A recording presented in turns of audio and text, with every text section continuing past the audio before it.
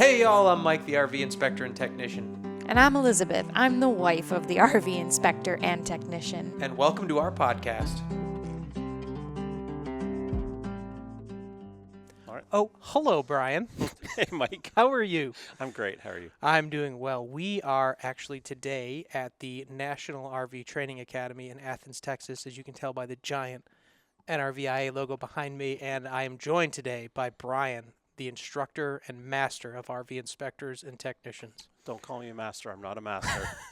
Well, thanks for chatting with me, man. I appreciate it. My pleasure. Oh, dude, you got like A fly. I know. He's been annoying me here in class for the last week. Dude, how did you, so we're at the training academy. Right. When we met, you were teaching water heaters and Right. furnaces. Yep. And like, and even since then, like I've engaged you and been like, oh, hey, like I have a furnace that's doing this. And then it seems like you can be like, oh, that sounds like you're standing in a 2017 StarCraft, 2 feet to the left. What's going on is the second from the top views is weak. I'm like, okay, thanks, Bryan. And then I go and you're right.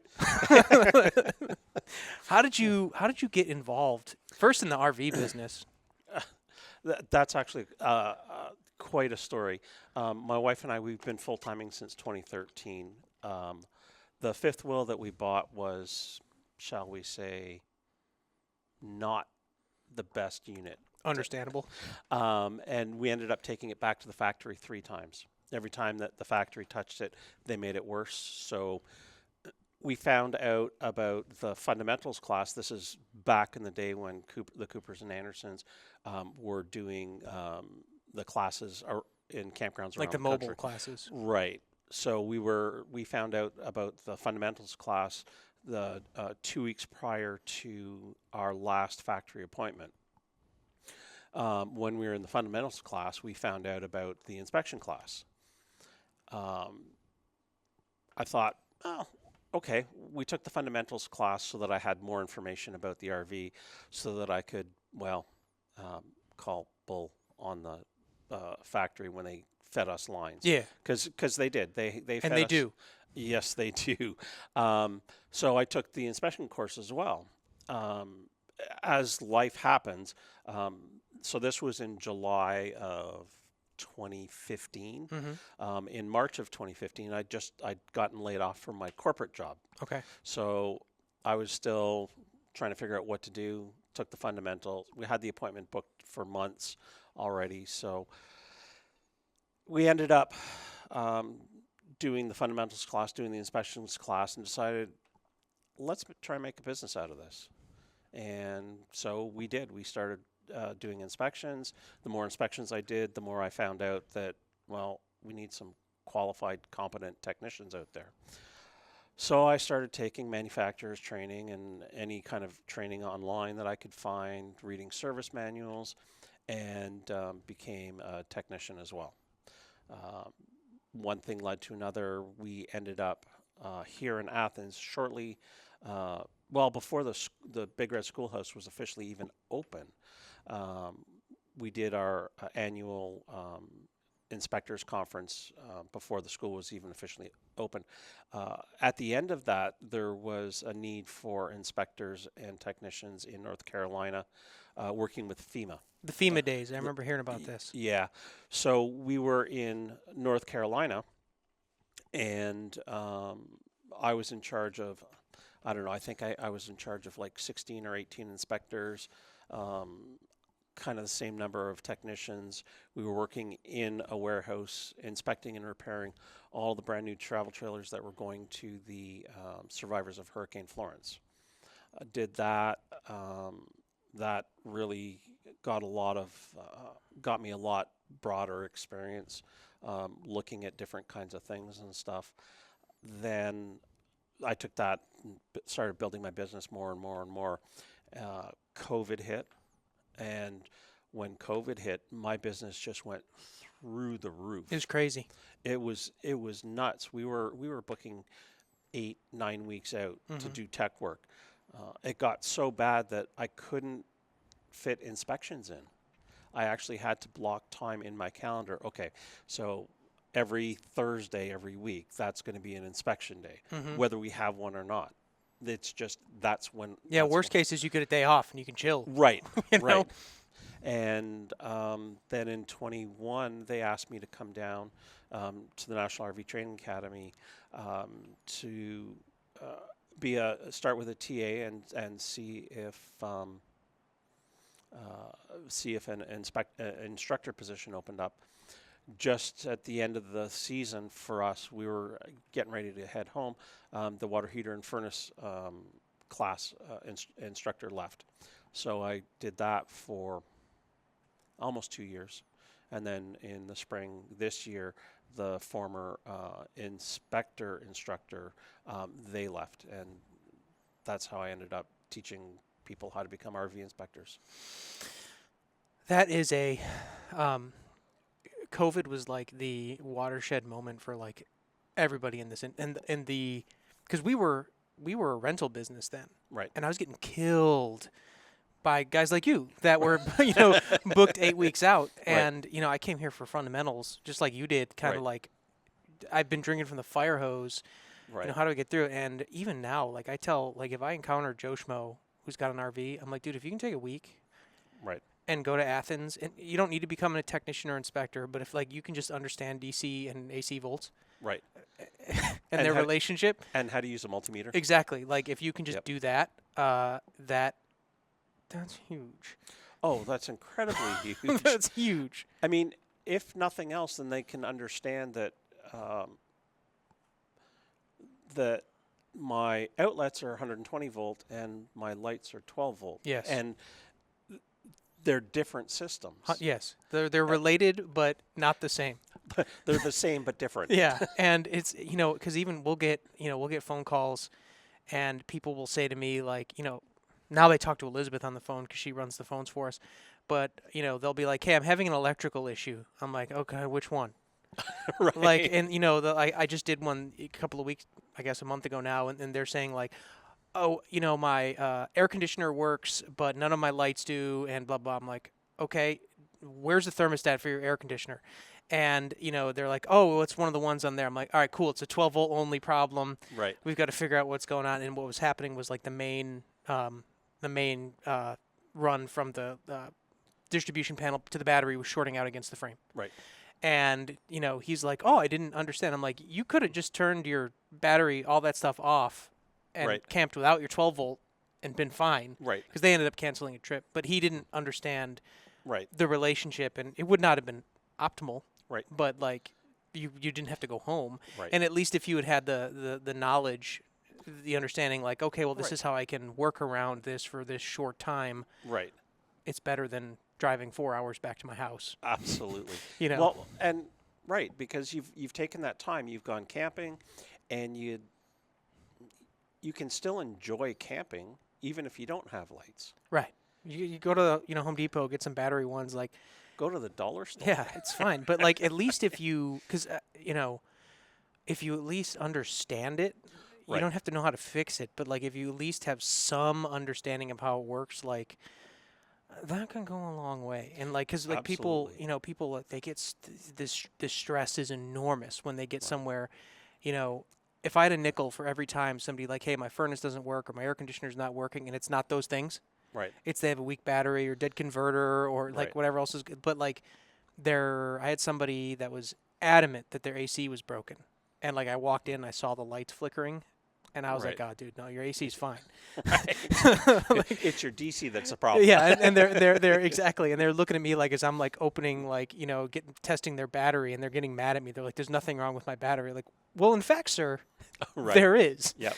And it smoked your converter at this point. So like even the 1 week, and like I know a lot of inspectors do. They offer 4-hour education sessions or walkthroughs, and what's her name? Emily from the AC turned off. Emily from RV Repair Woman. She has a course.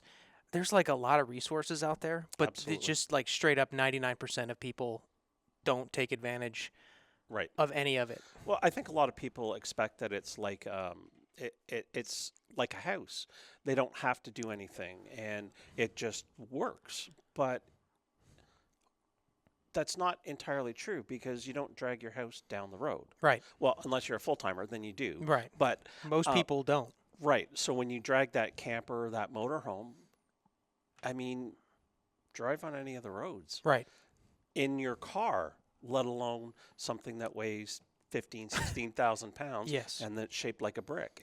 Things are gonna get bounced around. Things are gonna get broken. Yeah. Every single time I move mine, I break something. Yep. And like we joke, like, what is it going to be? Like last time the freezer flew open and like all the ice cream fell out and it melted all over the floor, right? Like, the fridge popped out of the wall. I just had to fix that, right? Like every single time, every time we move it for any distance, right, something happens. Something is broken. Yeah. And it's like, it's easy to like, it's easy to blame the manufacturer, but it's like also like we drove it through an earthquake for 5 hours and then it broke. Right. And sometimes it's not the manufacturer's problem. No. Fault. When we've got a little tiny 21-foot travel trailer down here, and when we were bringing it from home down here, we had just put new tires on, and we ended up having to replace all 4 tires because we were coming south out of Flagstaff. On I-17, hit a bump in the road, and the safety chain flipped up and pulled the breakaway switch. Yep. The breakaway switch and the brakes worked. Yeah. At that moment. The tires didn't when we were done. You're like, hey, the tire's shaped like a D. Right. Like, Yeah, we lost 2 of the 4 had worn through the belts. mm-hmm. The other 2 had air, so we got limped off to the side of the highway. Right. Waited like 4 hours for somebody to come and bring us an extra because we had a spare. You have 1 spare. Right. You're not expecting to need 2. Right. What did we just talk about? 1 is none. Right. 2 is 1. Right. Guess how many we have now? Exactly. It's like my experience has been like we've talked about like there's really 2 kinds of full timers.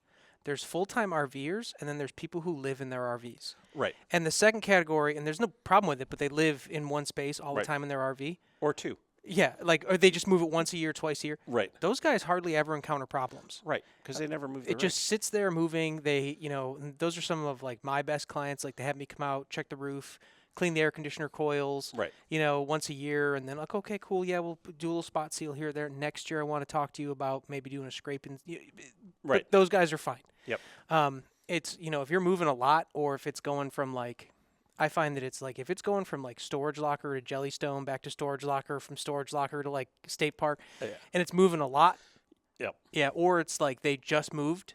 Right. And it's like that 2-time-a-year guy. Right. And they've just finished their move, and now the slide won't go out. Right. That's when it is. And like if we met the owners. There's a coffee company called Free Reign Coffee. It was one of the owners. The other owner is the dude from Yellowstone who plays Rip. Really? Yeah. No, they were like super cool people, but like they were traveling around in this like Thor motorhome, and they just like pulled in next to us, and they were like, we couldn't get the slide out, right? And he was like a really handy technical guy, and he's like, I can't figure this out. And like all that happened was like the wiring harness. It was not a Schwintek. What's its cousin? Slim rack. Slim rack. It was a slim rack, and the wiring harness, just water had intruded into the coach, and it was like shorting out the harness. Right. So we just like dried it out, reset everything, put it back in, sent it out, and like he was my neighbor, and I was like, I don't even really want to charge you anything because I was there for 2 minutes as I figured this out. Right. And he was so mad. He's like, I've been taking circuits apart. Like trying to find this stuff. He's like, I was on Amazon like ordering parts, and he's like, it was just wet. I'm like, yeah, that's all, dude. And then I turned him on to like the Cottywomple and stuff. Right. And he went to go buy that. But like now that he knows about how that works, Right. he will probably not ever need. Ever needed it. He'll never need a technician again. Right. To deal with that, and that's like it's just a knowledge gap. And the other half of that is like the bad information on Facebook. Well, let's not even talk about that. There are some people that have just enough information to cost themselves more money. 100%. This fall I did a furnace. Customer called and said that it was blowing the fuse in the which fuse was it blowing? It was blowing the fuse in the panel. Okay. Okay, so it's like, okay, that's a short in the main line somewhere, or it's a blower motor. Mm-hmm. So, go out. I look at it, and it's sitting on the ground. Like he's taking it out? He's pulled it out. Okay. It's sitting on the ground. It had an outside access door. Yeah. So he pulled it all the way For out. no reason at all. For no reason at all. Let it sit on the ground for, I think it was like 4 days before I could get to it. And in those 4 days, it rained. Yeah. So he's pulled the furnace out, disconnected all the ductwork, pulled the copper propane line outside, hooked up. And, he cost himself not only a blower motor, because that was bad, Right. but he also cost himself a circuit board. And then probably about 3 extra hours of me trying to reinstall this thing. Correct. Because of where it was, I kind of had to go in a compartment that was about 2 inches narrower than my shoulders. Yep. And down through the floor. And then the ducts were kind of tucked back under the floor. So They're not really meant, if they have an access door, they're not really meant to come out. Right. Like, I know that. You know that. They're not, like, obviously they can.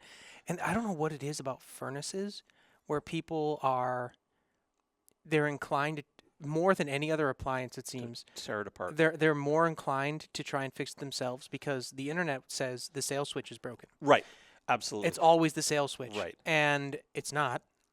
No. So a lot of times it is, but it's not. But yeah, if it's igniting, if you're smelling propane, it's not the sales switch. Correct. You don't need to pull anything out. Right. You got to look elsewhere. How many times have you gone for that call and then they have like the magnets or a carpet over the vent, and then you're like, "Oh, let me move this," and it turns right on, and you're like, and then they'll tell you like, I had a guy recently. He was like, "Oh, I tried 3 different sales switches and the problem persisted," and I was like, "Okay," let me unpack that a little bit because I want to make sure I understand what happened. Did you try 3 different sales switches, or did you buy 3 of the exact same ones? He's like, "Oh, I bought 3 of the exact same ones," and he had them, and I tested them all, and they were all fine. Right. And I was like, all right, it's not the sales switch, right? And then we open it, and there's like, Dauber City inside. It was an airflow issue, so I can understand why you were concerned about this. Right. But it wasn't that, dude. It was the giant Dauber nest in there. And if you would have just used a flashlight, you would have seen. Or the nest that the bird built in the. Yeah. Or the dead mouse, right? like there's so much, and so there. On the one hand, there's so many great resources. Right. Like I personally watch Steve from Mobile Tech RV Service. Right. Right. Like him and his wife. Those guys are great. Yep. I learned things from them. Yep. He was one of my students. Yeah. No, he was in my air conditioning class when I went through Troy, but there's like so many great resources from just watching a reliable technician. Right. To taking the online course here, RV Repairwoman, or going to the week-long class, right? Versus like Joe Schmo on the internet who's giving you a bad take on, and then I don't do it anymore because I don't have time. But I would see somebody would go in the comments and they'd be like, "Hey, my air conditioner isn't blowing cold air. The compressor is turning on," and I'd be like, "Wow, first." Awesome that they recognize the compressor is turning on, and then people will be like, "It's your capacitor, it's your thermostat," and you're like, "No, I know it's not that." Right. if your compressor's on and it's not making cold air, the list of possibilities is very short. Right. Exactly. And it's like but now instead of just like hiring a technician for a $200 service fee and getting a good answer, you bought a thermostat, a control board, and then I get there and I'm like, "Oh, you need new AC or something," right? Right. And it's like, I wish none of those things would solve this problem. Well, I used to try and help educate people, right? They would ask the questions, and I would see so many bad answers. But the problem is, the problem I ran into, and which is why I stopped doing it on public forums, is I would always get, "Well, no, there's no way that can be." People would push back. Yeah, and I had and this is what caused me to stop it. Somebody had a flow chart of how to fix a furnace, and it was this particular one wasn't the fan wasn't even coming on. It's like, well, it could be the sail switch. Yes. And he's like, no, there's no way. That is absolutely not possible. It actually is. But If only you- in this one condition. Right. And he argued 5 or 6 comments back and forth. I finally got to the point where I said, here are my credentials. I've been a technician for 10 years. I'm an inspector. Oh, and by the way, I teach water heaters and furnaces Yeah, at like- the National RV Training Academy. I'm the guy. Right. And there was still pushback. Right. It's like, fine, I'm done. Yeah, I'm not- no. I don't have the time. I don't have the patience. I don't have the energy. Right. I encountered that exact scenario, and like finally after like 8 comments, somebody else got in there and was like, "Hey," because I even said, "I'm like, it could be this. It's Right. unusual for that to be the case, but if it's stuck closed, it might be because it's out of sequence, right?" Right. And so I was like, "It might be that. It's Yep. worth testing." Yep. Just to see if it's there, and like the comments were. They're like, no, that only occurs if the sail switch or if it blows and doesn't turn. I'm like, no, that is a different problem. That is Right. the opposite problem. Right. And but with the same component. But Right. like people, and finally, like some other technician was like, no, he's right.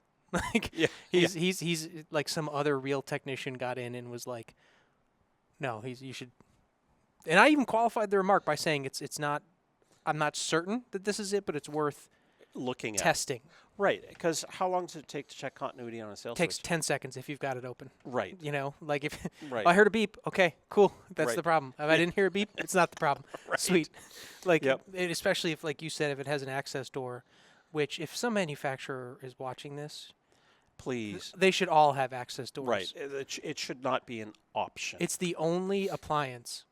It's really the only one Yep. that I have to do surgery to get to. right. And I would never buy one that doesn't have an access door. I won't anymore. No. Now that I know. Now that you know, like I Right. just didn't. So I did 2 inspections for someone, and then they bought a different third one that I didn't inspect, and then they wanted to do RV owner education, which is I'm happy to do. And Yeah. I watched this RV pull into the parking lot, and I was like, oh, that's cool. It's like sort of the same RV, but it's a Jayco, and now what I inspected for them.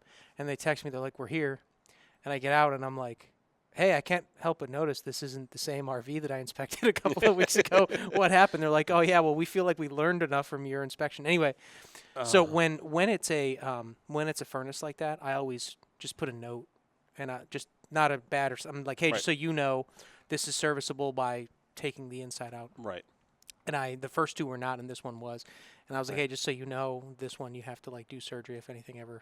Right. I was like, and it was like under their the kitchen table. Yeah. I was like, so you have to take your kitchen bench apart to get to this, which that one's not even bad. It's like when they're under the fridge or something. Well, it's funny because the very first repair that I had to do after I took my fundamentals class was my furnace, Your personal one? my personal furnace in our 5th wheel, and it was under the fridge. So it was spinning up. I could smell propane outside, but I never did hear the igniter. So it's like, okay, I learned enough from Cooper to know it was either the control board or the igniter. Mm-hmm. But we don't have an outside access door. So this happened in, I want to say, January. That's a rough time. Right. Thankfully, we were in Arizona and not Canada. Okay, yeah. So Because I know you've done Canada in the winter. we did the first 2 winters. So it took me until September of that same year to finally suck it up and pull that furnace out. This before I was a tech. This was after I'd taken the fundamentals and the inspector class. I hadn't started really doing any tech work. Technician stuff. So I finally just had to suck it up. It was the igniter wire. Mm-hmm. When they install it on the control board, the insulation around the spade terminal Mm-hmm. got pinched, and it was just slowly pushing that spade terminal off. And finally Just came gave up. out. Yep. So, okay, well, that's not connected. Plug it back in. Fired right up. Sometimes it's that simple, but it stresses you out for, especially like All right. with air conditioner, like, you know, it's right, just take the top off. Right. And it's right there. Like water heater, you just tank type water heater, you open it up and it's all right there. I hate tankless water heaters. I, I hate them 'cause there's only like 4 serviceable parts, Right. and they're all a pain to get to. And they're always out of stock. Yep, and it's like almost all of it. Like we don't have one. Eventually, I'm sure I won't have a choice. Right.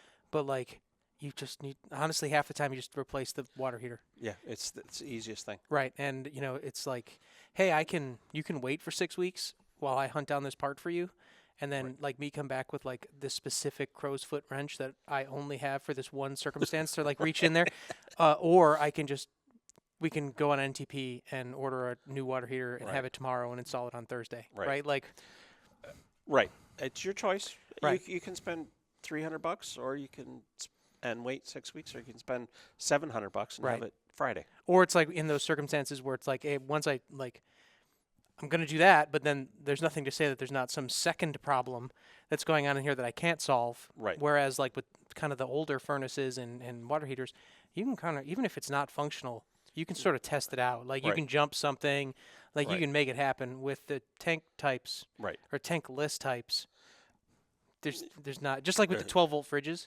Right. like if it's not the one of the 2 control boards, it's new fridge day. Right. Right. And hopefully it's the fuse before you even have to get to the Yes. control board. Yeah, and that's the conversation I have with clients. I'm like, what kind of fridge? It's 12 volt. I was like, pray it's one of these 2 things. Right. I'm like, and we also don't. I won't replace a whole fridge in the field. Right. It's me. I don't have a Right. helper, so I'm not gonna do it. Right. So I'm like, I'll come out and do it, and especially because they make these like enormous double door 12 volt fridges. Yep. And you need 4 guys to get it out, and like you have to like lift it over a kitchen island half the time. Yeah. Even to get to that circuit board, just to find out what's going on. So a conversation that we're having is like, we might get out of the 12 volt fridge business altogether Right. until like we build a shop or something, just Right. because like it's not. It's too much of a pain. And there's like these Furion ones are, a lot of them are having this like lockup problem where they like, the call will be, my fridge is like -8 degrees and nothing I do will make it better, and it's just that compressor's just Not running stopping. out of control. Right. And the solution is, hard reset. Oh, that didn't work. New fridge. Right. And it's like, dude, I can't help you with the Right. thing weighs 300 pounds. Right. Um, There's some things that I won't do. Yeah. And that's, I think, for technicians, like, that's like a tough pill to swallow when you're new, is like, you need to learn to say no sometimes. Yeah. That's the biggest thing, is like, it's okay to say, like, when people want you to engage like in hackery, Right. or if it's something you don't feel comfortable with, Say no. dude, you got to say no. Yeah. I had a guy that wanted me to cut like a whole, like he got, I think from a friend, like a new water heater, but it was bigger. And he wanted me to cut into his sidewall and like cut through the supports to make it fit. I was like, dude, no. Yeah. Not just no. Yeah. But like, and then I see, a lot of techs will like, they'll ask for help. Like, hey, I've never done this before. And it's one thing like, hey, I've never done it before and I'm just looking for guidance. But then it's like, oh, hey, this guy wants me to like rebuild the lunar lander on his roof. And, Right. and you're like, dude, just say no. I think that's the hardest thing for people to learn is, or maybe not learn, but admit what their personal limitations are. Right. And I mean, I'll admit, for me, early on, it was hard to say no. Yeah. Because we got in the business to help people. So by me saying no, I'm not helping them. Right. But now I look at it as, by me saying no, they're finding somebody that can actually help them. Right. And, when I say no, I try and steer them in the right direction. But, I basically, below the floor line, Mm-hmm. that's off limits for me. I don't do Right. it.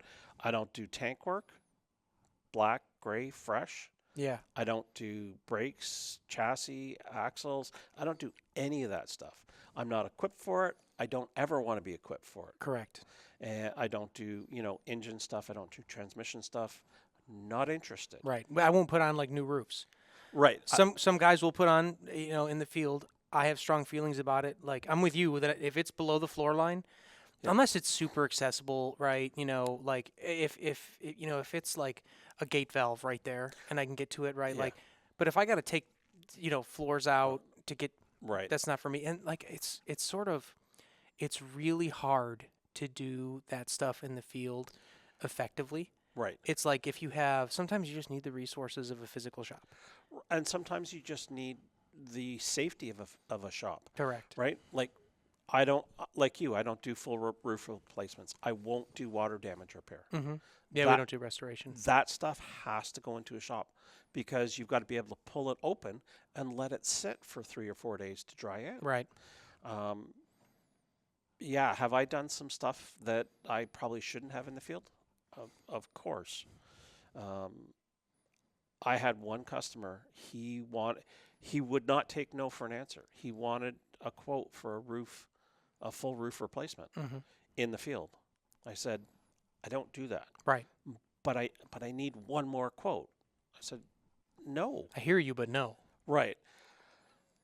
Finally, after enough cajoling and begging and pleading, it's like, all right. So I went up there. As luck would have it, I had that morning he called me while I was on my way. He was having an issue with his furnace, Mm-hmm. so I could take care of it at the time. But the roof replacement, I think it was north of $40,000. Yeah. Because if I'm doing this roof replacement, Right. I am making a bucket full of money. Yeah. But I want to be so far overpriced that the insurance would take one look at it and just throw it Yeah, out. absolutely not. Yeah. But if they said yes, then I was going to make $35,000. Right. I mean, at some point you can almost subcontract it, right? And be, because I've done that. Like, Right. there's some things I don't want to do, but I can quote, and then I have somebody else come in and do it for me. Right. Like, I don't do awnings alone. Like, I know that they make, the tools to, Right. what's it called? The top The hand? top hand. Dude, you need to get one. Yeah, I'm probably gonna buy one because I need to start saying yes to that. But like, I've had a couple crews that'll go out and do like awnings for me just because Right. I don't have a single guy and I didn't have a top hand, and I'm like, Right. I've watched people fall off ladders trying to do it that way, and so like I haven't done it. But like, I see new technicians, and I think in our space, NRVTA generates solo technicians running their own business. Yep. 99%. And when you're running like that, that solo technician shop, like there are people that maybe will do some of the things that you and I described that we won't do. Yep. And that's cool. Like Yeah. if you want to do a slide out rebuild in the field because you were a carpenter in your first life and you can Yep. run a saw like it's the thing to do. I have never cut a straight line in my life. Right. So like I'm not your guy for Yep. that. But like it's so important to learn to say no, because if you don't, eventually you might jack someone's trailer up Right. and make it way worse Right. than it was if you had not touched it. Right. And sometimes the best thing to do is walk away. I've said yes to jobs. I've gotten there, and I've started and 15, 20 minutes into it, it's like, you know what? You're like, I don't get the right feeling for the vibe is off. Right. So in a case like that, for me, I'll stop and say, after looking at this, it's out of my wheelhouse. It's outside of my skills and knowledge level. I'm not comfortable going any further. Right. What I'm going to do is I'm not going to charge you. Yeah. Right. That's the other thing is you have to be comfortable with you have to have enough runway where you can delete a service call from your Right. expected budget, that intake that week. Yep. To be okay with that, because I've had some where I've gotten there, I'm like, oh, this is not what you described. Right. Or there's some other, like I did one where like something was wrong with their air conditioner and their walls were like crawling, just insects everywhere. Right. And then I made up a lie about, I'm like, oh, well, there's actually this problem and I can't do this. Go to rvta.org and you can find another technician. And but like you have to be in a place where like and Elizabeth and I talk about this all the time. Like when jobs get short, our willingness to say no decreases. Right. And you like have to have the discipline to be like, no, because even like if it's if you're driving, let's say 100 miles for a service call, it's like, hey, then you have to like be clear with them, like, hey, I don't even know if I can solve your problem, Right. and it's going to cost my service fee and miles for me to come out. Right. And if then, I have to come back, it's going to cost you more. exactly, and like if you've got to be cool having those conversations or just being able to say no. Yep. Because otherwise, like you can outwork yourself into being out of business by not knowing when to say no. Yeah. Like when people call me and they're like, "Oh, will you do an inspection on 1977 Airstream?" No. Like absolutely not, right? Like our rule is we don't do anything more than 20 years old. Fair. And it's like, and then somebody will, Yep. but I won't. And it's like I would rather say no to that call and then get 2 or 3 calls that I can help with, or Right. an inspection that I can help and do really well with, than kind of Get- squander my time and capital Sure. And going after it. and I know other inspectors, they won't do. I know one inspector, anything older than 7 years. Nope. Yeah, I know people like that. Not interested. But I also know other inspectors that every 5 years old, Mm-hmm. it's an additional. An additional $100, $200 or something. Yep, because the older it is, the more likely you're going to get. And the more research it takes. Like I just did like Yeah. a 2004 Newmar, and that was like the oldest. That's 20 years, right? Right. And that's like the oldest Newmar. Dude, you're making me feel old. I know, right? It's gonna make you really mad when I tell you I was in high school and that was built, right? um, but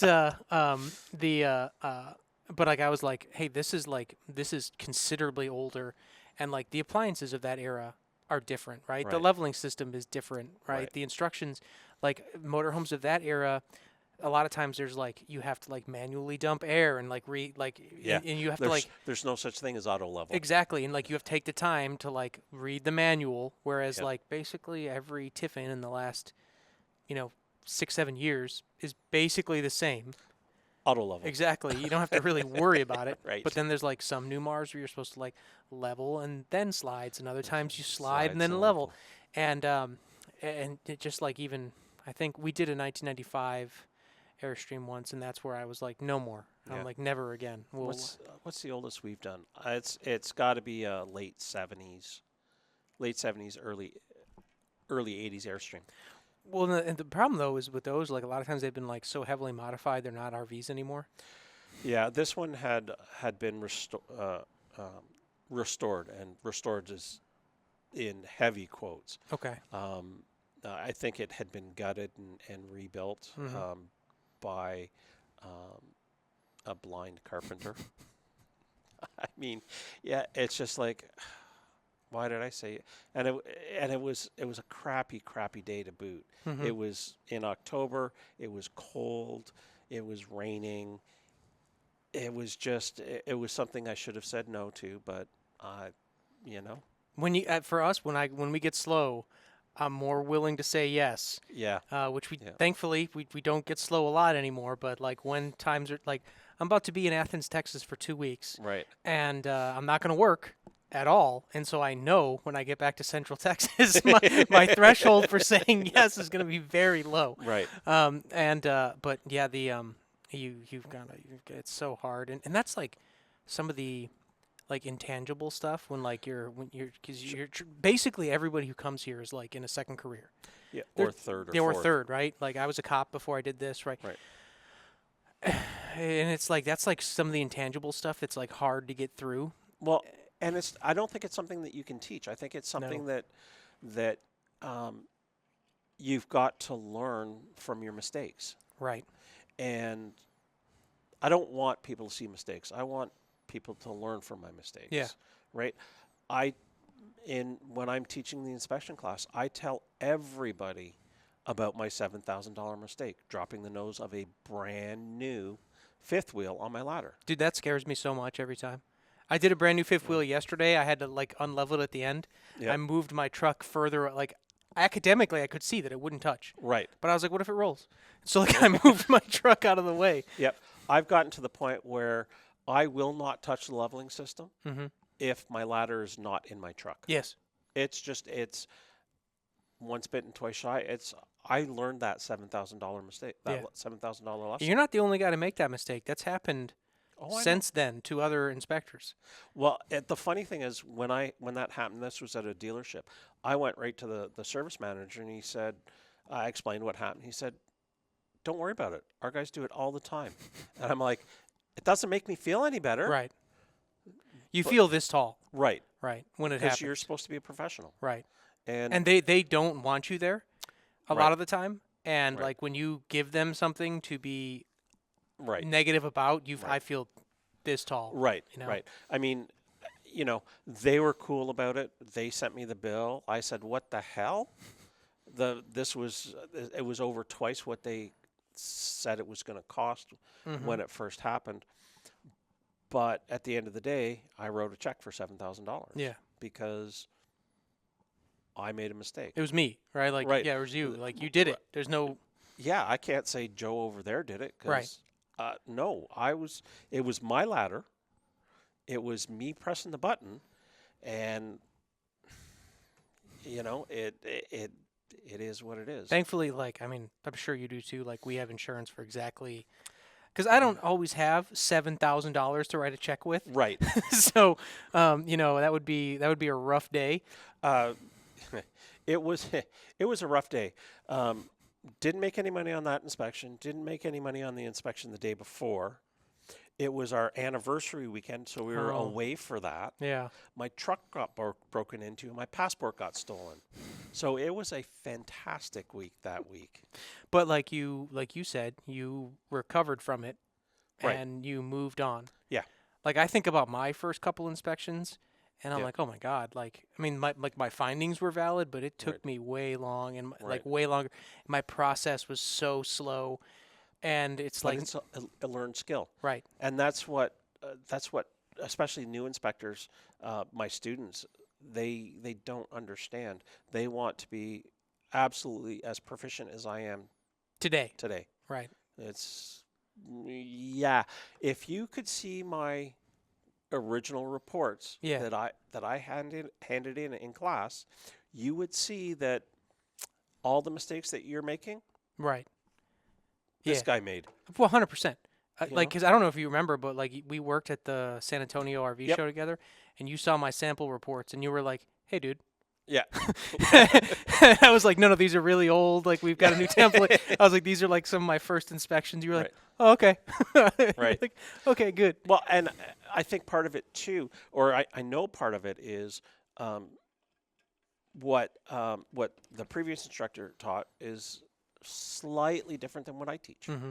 And that's from seeing the reports when we're selecting the master inspectors, the people that have applied for master inspector. Right. Because that's in my spare time, I do that as well. I sit on the committee to Pick select. new master inspectors Yeah, because I don't have enough to do enough to do teaching 4 out of 7 weeks, and then working running my your business for and, the yeah. other 3, and having a family. Like, you yeah, know. having some downtime. Yeah, let's just throw that in. I'm also on the advisory committee for the NRVIA and the RVTA because again, I got nothing else to do. Right. You're like, how many hours do I have in a day? In a week? Sweet. Right, not enough. Like, can I fill them all up? But yeah, like so you're gonna like when people get into this business and like we were talking unusually, right? Like there's a couple people that follow us on Instagram that are in the class this week Yeah, and they must I would imagine they see me and they're like, "Oh, Mike is doing like 4 inspections a week." right. And it must be awesome like Mike didn't always do 4 inspections a week. Mike doesn't always do 4 inspections a week. Right. Like the market comes and goes. Like we just went Yep. through an election that depressed the market, right? Yep. Like uncertainty always does. And like you're not. I'm not even happy with the number of inspections I do. Right. If you're brand new and like I just saw somebody moved into the Austin San Antonio market. Right. You have to compete with me now, Right. right? And like Yep. there were guys there before me. Yep. That I had to compete with. So like you're like 4th generation in, like Right. behind guys, and it's like you have to outmarket. You have to outmarket, and then it's going to take a while because you've got to meet dealers and develop relationships, and Right. they have to know who you are, and that's going to take. It doesn't What- happen overnight. What you mean? They have to actually work in their business? You do have to put the time in, Right. and that takes a while Yep. to get started. Because even like we had a referral from a dealer today in Austin, and I'm like, Right. well, we're not there, right? Right. And so like it can go to someone else. But a year ago, we didn't get dealer referrals. Right. So it takes time, and It takes time and work. it does. And I think that's one of the pieces that people seem to miss is they actually have to put the work in to build their business. Guilty as charged. When we first started, we were expecting to just have the inspections start rolling in. And Right. Blah, I'm blah, gonna blah. put my locator pin out, and Right. And I mean, looking back now, I was naive. I mean, I worked for a broadcaster for 25 years. I showed up on Monday morning. Mm-hmm. I left Monday afternoon. Like, I showed up every day, and at the end of 2 weeks, I got a paycheck because it was somebody else's money. Right. When I started my business, never owned a business before, never wanted to run a business, none of that. And it just ended up in my lap. I thought it would be easy. Right. And It isn't. It's not. And when I got started, I mean, the inspectors that and technicians that are starting today, they've got the benefit of those of us that have been doing it for a long time. Right. When I started, when I took my training, the industry was a year and a half old. Mm-hmm. Like, Well, I say all the time, like, I'm like, the most experienced RV inspectors have like 10 years experience. Yep. Like the most. Like there's no Yep. 30-year guys. right, right, So if somebody comes out and they're like, oh, I have 5 years experience, like that puts you in the top half. right, absolutely. Maybe higher because people have retired. Right. So I can think off the top of my head, I can think of maybe 6 people that have more experience that are still working than I do. right. And I don't consider myself having a ton of experience. No. Because then the RVs are changing all the time too. And the manufacturers change and they get bought and sold and their process change and you know, so it's like The quality goes down it goes down and sometimes it goes up a little and then it goes down that- again. a little bit further. Right. Yeah. Yeah, it's a little bit of a roller coaster. Yep. But yeah, guys, you know, and it's you have to have patience when you first get started. Yep. We are now, like us personally, and we kind of talked about it before, like now that we're full-time RVers and we're floating between Illinois and Texas, right?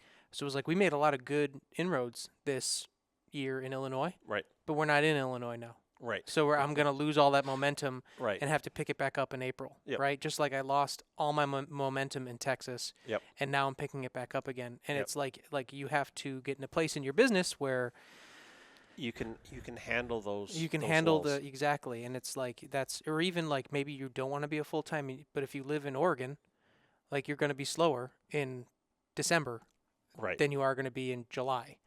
You know, and you have to like learn to plan for that. It doesn't happen overnight, but like most people, like you said, I was a cop. I got paid on the 1st every Right. month, right? Right. No matter what. Sometimes it was extra because I do overtime, Right. right? And but it didn't matter. Like now, you know, I was having this conversation with my wife the other day because I forget where we were. We bought my son something silly at the store, Right. and I was like, "Honey, I'm not working for the next month, so we just spent $30 that I can't replace." Right. I'm like, Yep. you know, and it's like we have to keep that in mind. And I don't think that Yep. $30 thing is gonna bankrupt us. No, but but- it's you have to totally change your perception Yep. of like how you live your life. And like, there's no 9 to 5. What are you talking about? Right. Like you work as many hours as you need to. Right. 9 to 5 is the hours that I put in turning wrenches. Right. 5 to 9. You're is doing the your marketing. You're following up with your accountant and ordering parts. Yes. Replying to emails, voicemails. there's all that extra and like maybe like I'm pretty religious. Funny, I'm religious about taking Sunday off. Right. I try to not do anything business related on Sunday. Yep. It's for the family. Yep. But like, I work most Saturdays because you know people. When do they take their RVs out? Friday, They Saturday, take it out Sunday. exactly, and their water heater goes out, and you go to Yep. the campground to fix it. But that it doesn't happen overnight. But Nope. like you can. I've had a couple people reach out to me and ask to come with me on Yep. inspections, and it hasn't actually ever. I don't think it's ever worked out. But like what I've done a lot of is like we have an inspector's breakfast a couple times a year in Right. Central Texas, and like you just get together and like share stories Right. and tips and what have you, and like You got to plan the next one when I'm not teaching and I'm in Texas. you got it. I'll do that. Yeah, because you just missed it that last time that we did Right. it. It was like if it would have been 1 week earlier or later or something, Yeah. you'd have been fine. But like that's huge because like even that day it was like me, an inspector who'd been doing it like almost since Jump Street, Right. and then like 6 brand new guys. Right. And the brand new guys are like, "Hey, what are you guys doing that you're getting all the business?" Like we're down here like, well, we've been at it for Right. years and years, and I'm like, not for like, the other guy, he's been doing it since, almost Heber Springs, Right. right? And then, and, it's like me, like we have a large social media following, which goes along, even if I don't Right. know the dealers, but I've spent 2 years doing that marketing. Right. And like, you can, there's actually a guy in San Antonio right now who's like, he's doing a really good job with his marketing. He's going to become a peer competitor for me. Yeah. We might have to sort that out. And, but like, yeah, it doesn't happen overnight. You gotta be patient. Yep. And like, even still, we'll get calls like, and I've done it. I don't know that I'll do it again, but like, somebody had me fly to Arizona. I actually did it twice this year. Right. I don't think I'm gonna do that again. Like, and we charge too. Like, it was like we charged for the time and the travel, and like it was so it was a profitable time. Right. But like, dude, it killed me. Right. But you have to charge for that time. It's one thing to, charge, a buck or two a mile to go, 50, 80 miles. Right. But when you're flying to another state, Right. well, you've got a travel day At least one travel day. to get there. Right. Then you have an inspection day. Then you've got to put that report together. Mm-hmm. And then you've got another travel day to get home. Yes. Oh, and don't forget all the freight for all your equipment. Got to pay to maybe you need a rental car. Yeah. Right. Like I had to rent a ladder. Right. So like, and then like I have to eat because I don't have a kitchen. Right. So like, Those costs just go up and up. But you know what? If somebody's willing to pay for it, I'm happy to. right. I'm happy to do it, but but like like we went. So like what we did was I went to Arizona in like August or July, and it was miserably Yep. hot. Somebody had me go out there. They'd seen us on Instagram, and they had me go out there, and I'm like, hey, you're the one who gets the bill. Right. I'm like, you're the one who you have to pay for the flights, and what we do is we charge inspection times 1.5 plus travel and all that stuff. So that covers the travel day. Right. And what I did was literally I flew there. I got on a 6 a.m. flight. I flew to Arizona. I got off the plane, got my tools, got the rental car, drove to the inspection. Did it like literally all like in like immediately and Yep. was done. Trying to like get the most of my time, and ended up I was there. I purposely booked it to be there for a couple days, and I was like, well, I'll try to get something else while I'm here, and I did, Yeah. which was great. But if you're a brand new guy, you're not gonna do that, and you shouldn't expect it, nor should you really try Right. until like you're really set up. At the beginning, it's like, You're still learning how to inspect. yeah, you should be building relationship with dealers, and you should be Yep. seeking out other inspectors in the area, not undercutting their price.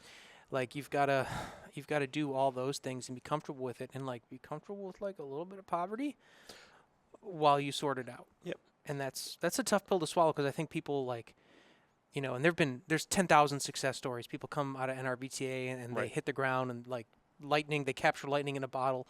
That like doesn't happen for everyone Nope. at first. Right. It may if you keep after it, but If you're willing to put in the time, the effort, if you're willing to put in the work, it will happen for Right. you. I mean, if you're not willing to put in the work, you get exactly out what you put in. yeah, garbage in, garbage out. Right. Right. So like if you're willing to, I know a lot of guys,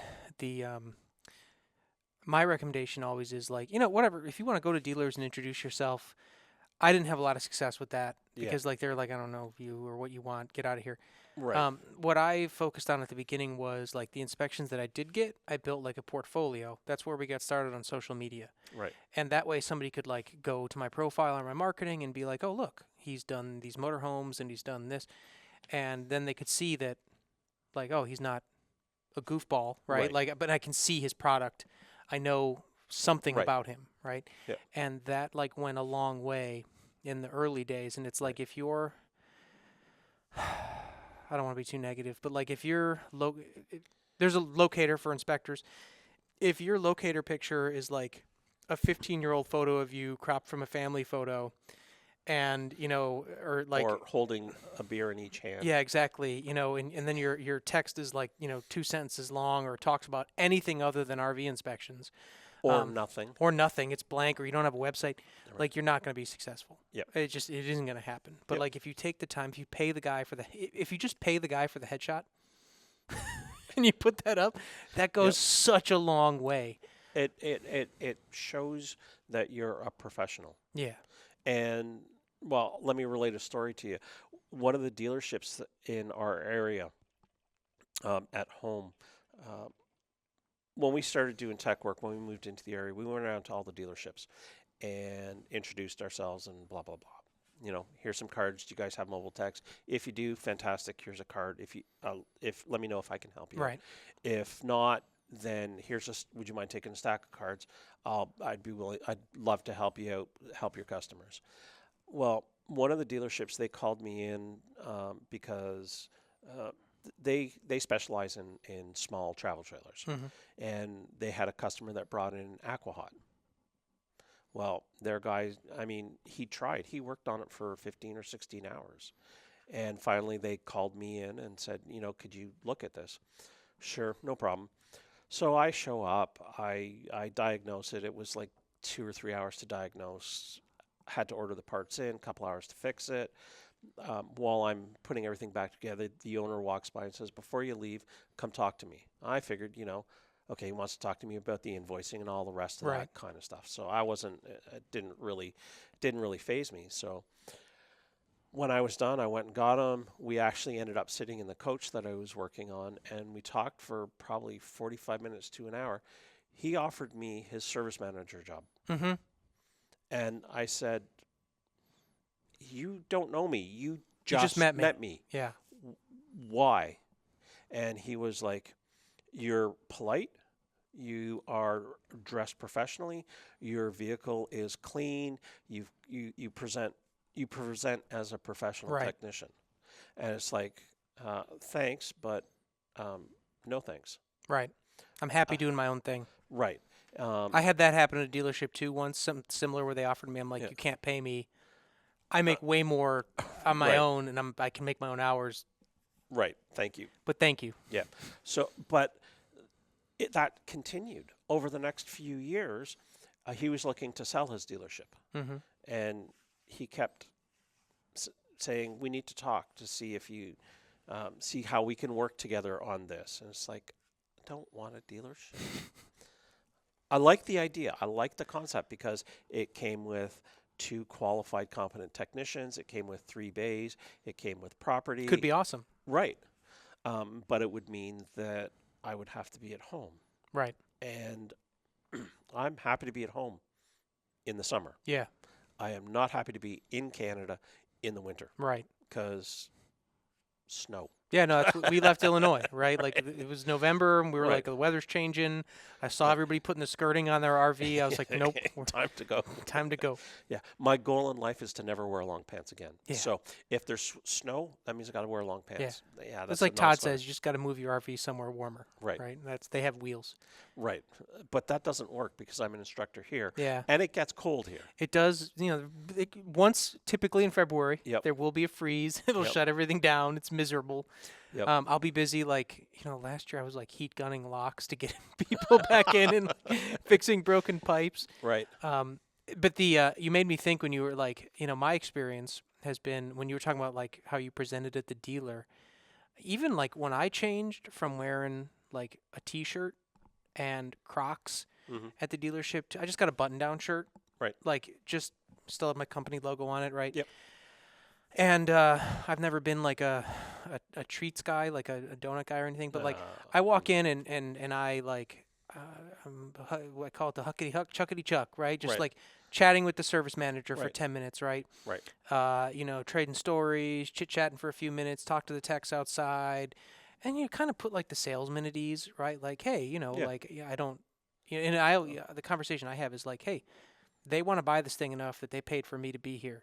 Right. So like they have a lot of skin in this game because what they paid me is not refundable. Right. So like I'm here, like they can walk away from your deal, but and once you kind of present like professionally and not the enemy, Right. dealers remember you. Absolutely.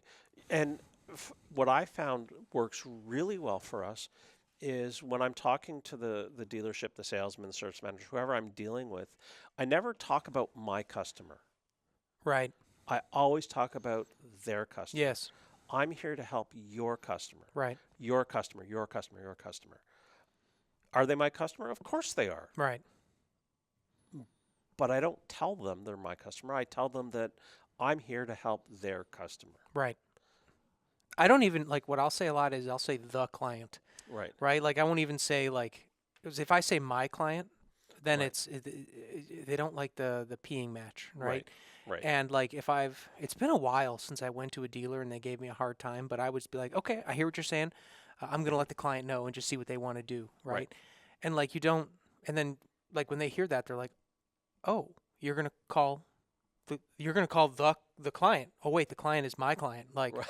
Yeah. you're gonna call. Okay, you can have water. Right. So sorry, right? Right. And it's like, Yep. but like even a lot of, and it comes easy for me because like I was in cop, and they teach you how to negotiate and Right. de-escalate, right? So it's easy for me, but for a lot of people, like when If you sat behind a keyboard for the last 30 years. right, or it's like if like you're not ever Yep. gonna, it's their house. You're not gonna win the peeing match, Right. and if you force them to do what you want, Right. they're gonna remember Right. that you're a jerk. Right. And they don't have to, and they'll tell me like, hey, you can, I've had dealers, not about me, but they'll be like, hey, Joe Schmo, he's a jerk, and we don't want you to have him come in here, right? Right. And then they'll say to me when I get there, I'm so happy it's you, Mike, because they were gonna bring in Joe Schmo, Right. and he's a jerk. And Right. you're like, oh, well, it doesn't have to be that way. Like we can just all be cool, like Right. and what people have to understand is you are a guest on that dealership's lot. If you piss them off, they're going to ask you not to come back right, again. or they'll ban inspectors altogether. Right. Because honestly, like my whole all of this is I want to publicize the existence of the RV inspection service. Right. That's the goal, is Yep. to make 90% of RV purchases be accustomed or be accompanied by an inspection. Right. And I'd like to see 100, but I know right. that's not realistic. they don't do it with houses, so but like I would I would love it if it was 100%. Yeah. I'd be happy with 10% right now. Right. But yeah, I don't even think it's 10%. But like I'd be surprised if it's more than a 1. right. And it's like I always thank the dealership. Thanks for being a good host. Yep. I'm so grateful that you had me come in here. Yep. And like even again as a cop, like people are like either they'll cussing at you. It's not personal. They're not mad at Mike. Right. They're mad at Officer Murphy. Right. Like Mike is somebody completely different to Right. them, right? So if I go to a dealer and we'll get some hostage negotiation tactics right now. If I go to a dealer, I've had like, get the wall of the service manager, the salesman, and like, the GM come out and be, hey, you guys are sounding pretty frustrated right now. Yep. And like naming that emotion, and then they're like, yeah, we are, and here's why. But like, I hear what you're saying. Well, I'm not here to torpedo your deal. I just want to document the condition of the coach, and I'm sure you guys like are going to be able to sort out anything I find, right? And they're like, yeah, we can fix anything. Right. I agree, and that's what I told them. And they're like, Right. oh, you said that we'd be able to fix anything? Like, 100%. I know you Yeah. guys are skilled technicians. Yeah. And then all of a sudden, we're friends, Right. right? So, because Yeah. what I did, I named their emotion, I complimented their service, and I thanked them for letting me be there. Right. And then all of a sudden, all of the opposition, and then now they want my business card, Right. and they're looking me up on social media. Yep. Right? And Yep. it's like that's how every time that you go to a dealership is an opportunity to impress their staff so they remember you. Right. Because that's the other thing. If you're gonna like kick in the door, and that's what I hear is they're like, hey, you're different. These other guys want to kick in the door. Right. Don't be that guy, man. Right. And I mean, some of the inspectors, and I'm not a fan of this. They'll go knock on dealers' doors and bring donuts and coffee and stuff like that. It's like, why? It doesn't seem effective to me. It doesn't. It seems like there's better use of my time. And my money. Yeah. I mean, I haven't bought a dozen donuts in a while, but $20, I'd rather have that in my pocket than take it to a dealership that really they're taking it because I'm bringing it, not because they're going to give me any business. Right. The last thing a lot of salesmen want is somebody to point out the problems with the rig. Mm-hmm. And you build those relationships by the things that you're saying. Right. And professional, polite, helping them understand you're not there to kill the deal. You're there to help their customer. Right. Like this person wants to buy this RV, and I want them to buy it as long Right. as they're comfortable with it. Right. Like we want them to know everything that I know about it, and as long like it's very rare for me to do an inspection. It does happen where it like literally kills a deal. Yep. But and I see people talk about this, and I've done it, where it's like, hey, if the roof is rotten, they want to terminate the inspection, and like that may be a deal killer. But like, what if the dealership wants to put a new roof on? Right.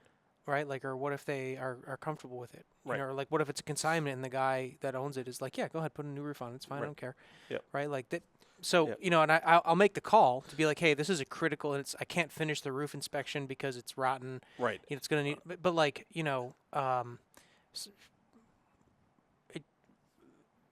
it's unlikely that there's going to be a deal killing thing because they can probably fix it. Right.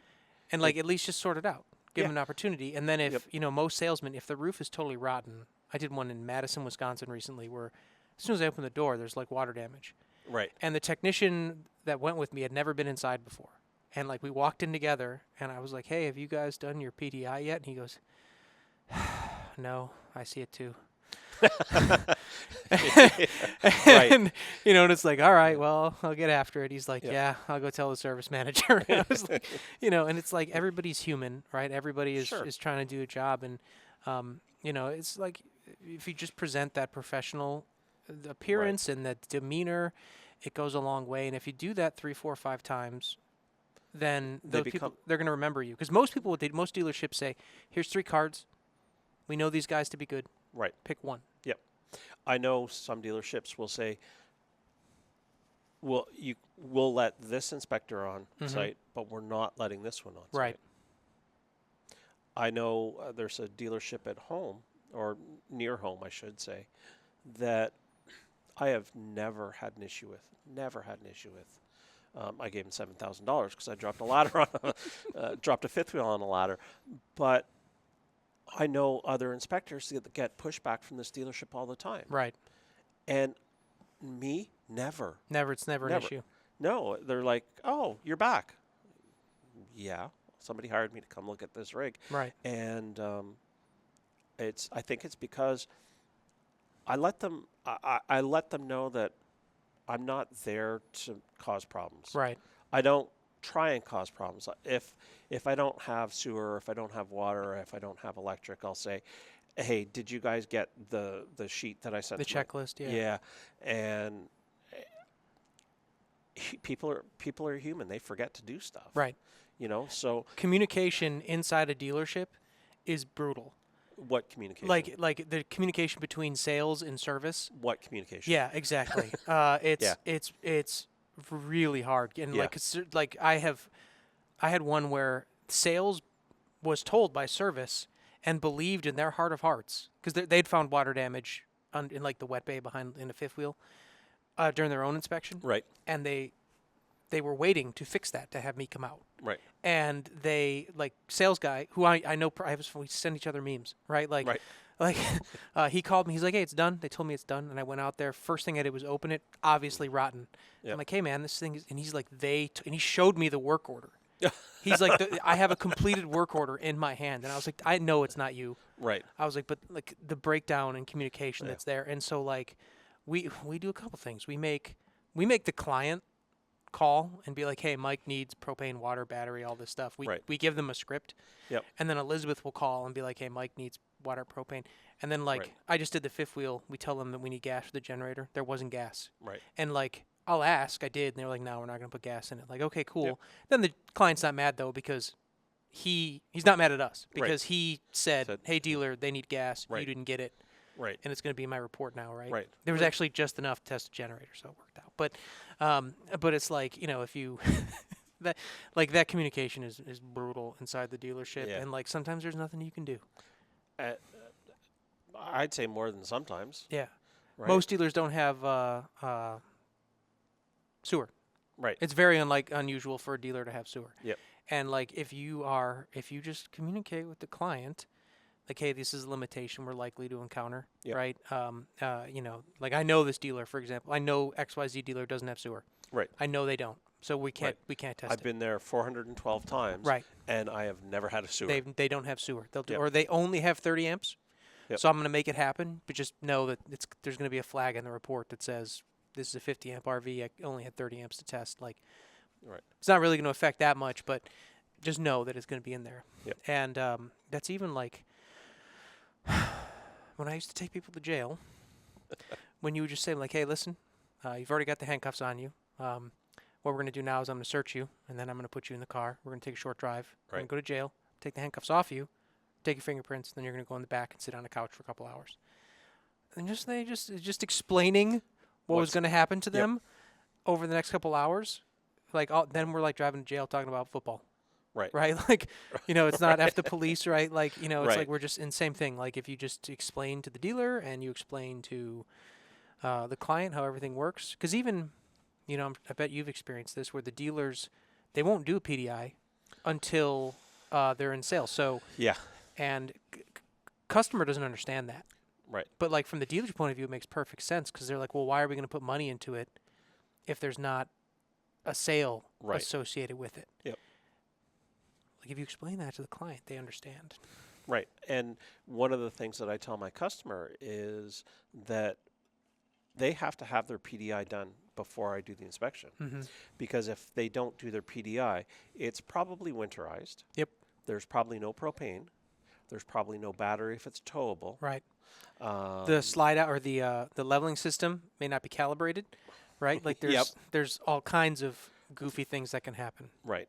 And I used to never tell my customer that. Never. Then we got burnt once.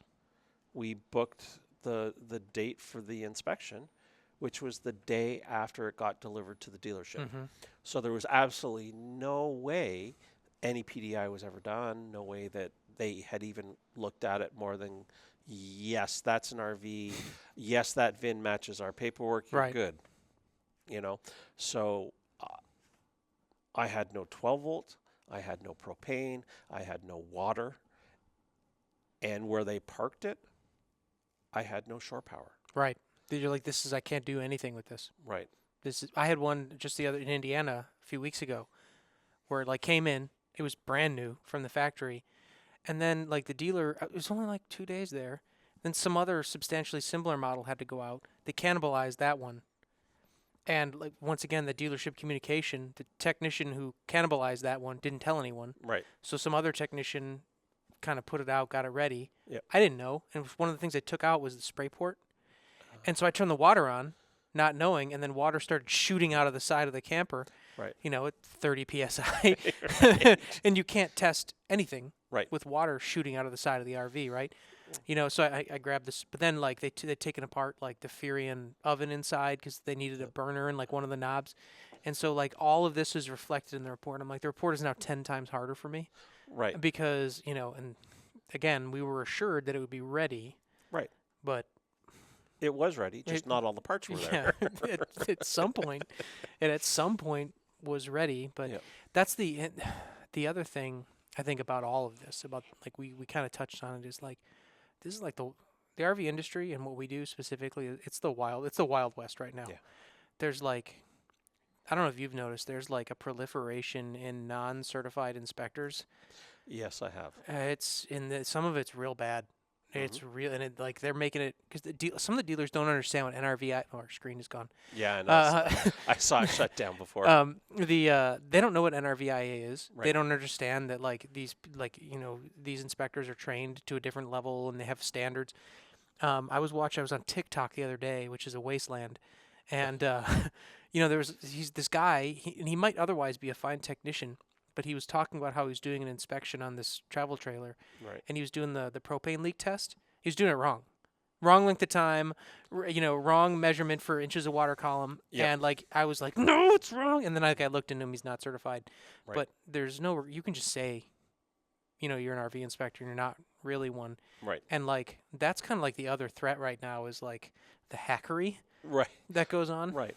And Just like it was in the home inspection industry early on. yeah, before it know. got regulated. Every state had to come up with their own.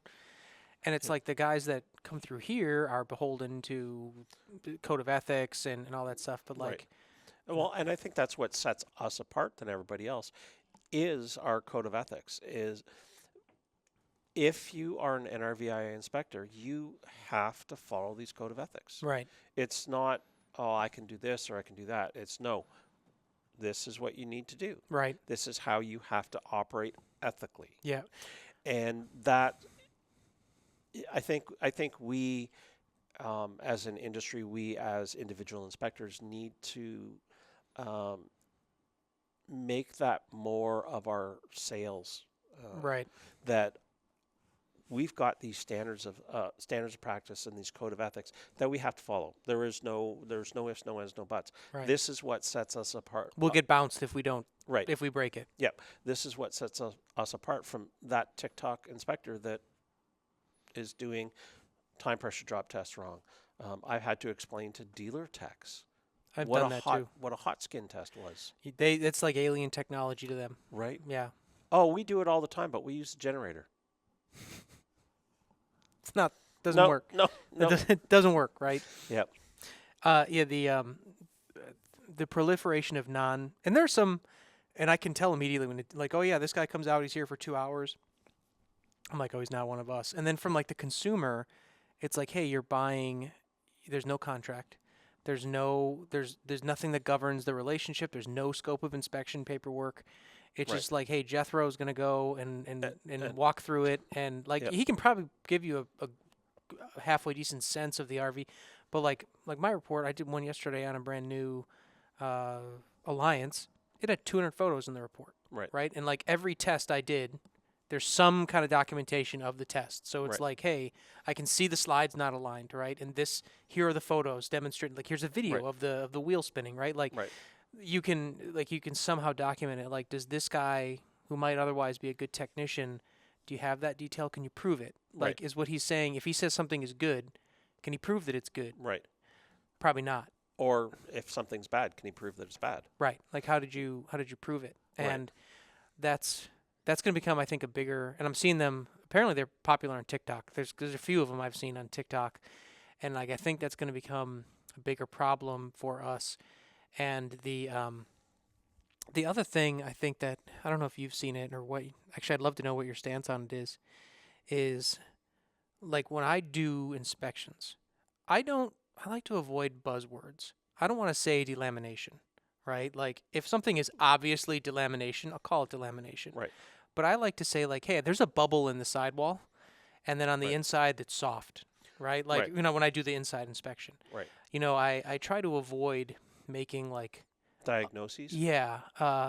Obviously, that's bad, but, like, I just like to say, like, I don't, like, if something's water damage on the inside... I don't like to say water damage. Right. I will say, like, hey, there's visual damage or something, and my moisture meter says this, right? And there's, like, a picture or something. If it's in a space, the moisture meter's okay. Because a lot of times it's not.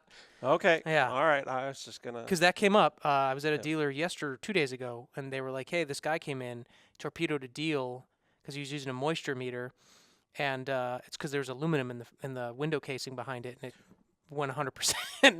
Well, but here's the problem with moisture meters, and I tell all my students this: moisture meters, there are, depending on the moisture meter, there's 3 or 4 settings for the moisture meter. Yeah, drywall, hardwood, or drywall, hardwood, softwood, masonry. Yeah. Is any of that in it's an not RV? in the. Well, no, it's not. So, by using a moisture meter, you're not using it to test what it's designed to test. Right. You're outside of its. So you're going to get false readings. Mm-hmm. And I've heard a story where an inspector killed a deal because he said that there, I honestly, I don't remember if it was a moisture meter that he used or if it was like a thermal imaging camera. He said that there was a 99% likelihood there was water in that back corner. So the seller did what any good seller would do. They had it taken in, opened up. Right, and there's nothing. Not a drop of water in there. So now they just spent how many thousands of dollars to open up that in labor. Back wall. Yeah, and honestly, that inspector is culpable for that. In this guy's opinion. He was. Yeah. He absolutely was. That it didn't stop with just them opening up the back wall. He ended up in hot water. So, get it? Water? I wasn't even trying for that one. No, so like I kind of look at it the same way as like when I would do investigations in law enforcement, right? Like if you stop somebody and they have what you believe to be drugs, right? So the first thing you do is you say like, hey, based on my training experience, I believe that to be drugs. And then you Right. get out your little test kit, and then it changes color, and then you say, well, it's a presumptive positive for whatever, and then it goes to a lab, Right. and the lab confirms it, and then you can actually use that to charge somebody with that crime. Right. So for me, it's like I've got to see it first. Right. I don't just walk around with my tricorder from Star Trek looking Or- for water Right. damage, right? But it's Right. like, hey, I've got to see this, and like, Right. hey, that's probably like you see the bumps on the wall, Right. or The you see ripples in the exactly, you see that wallpaper. or something, and then you're Yeah. like, all right, cool. So then I would see it, and the picture is, hey, I see this damage on the wall. And then I would say there's also a reading here. Right. This should be evaluated by a qualified technician for possible repair, but it's never the infrared by itself, or Right. you can use those things. I look at it to help confirm what you found, To- but even that's like you're making an argument, not a statement, Right. and that's you have to know that. So like, Right. because like guys will walk around and and it's like that doesn't I use a thermal a lot for like looking for water leaks, like active leaks, Right. like when I do the drains, I'll fill them up. Right. Sweet. Or it's awesome when it rains outside because Right. you can see see it. Right. But like it's not, you have to be, and there's so much liability when you start creeping that stuff in, and so it's Right. like you have to be so careful about how you phrase it in that report, because that can be death to you personally as a professional and to the profession. Right.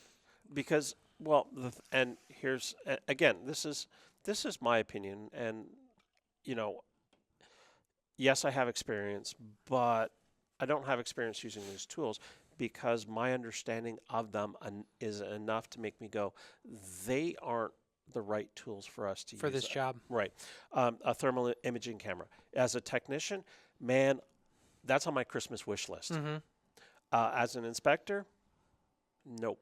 It's not, yeah.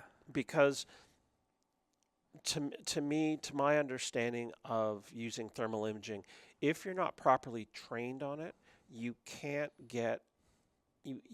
interpret the images correctly, right? Because depending on the imaging camera, the range changes. Yep. Based on what the sensor's looking at. So this table that we're sitting at, if I'm looking at, a 6 square inch section of that table, Right. well, the temperature gradient in that 6 square inches is probably a tenth of a degree. Right. But when I look at the image, you've got the really cold that's the dark blue, and the really hot that's the yellow. But those temperature differences are a tenth of a degree. Right. So if you don't understand that and just go, oh, that wall is really cold right there or really hot right there, there's a problem there. Yeah, but like maybe it's an aluminum plate behind the wall.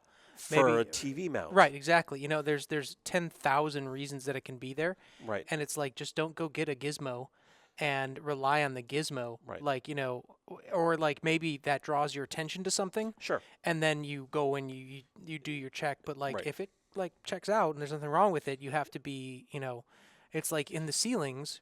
Like when you use a thermal in a slide, particularly, you can see all the seams, Right. right? Where they, well, yeah, it's the seams. That's what they're there for. That's what Right. they do. Like there's Right. supposed to be a little gap there, right? Right. So they can flex on the road.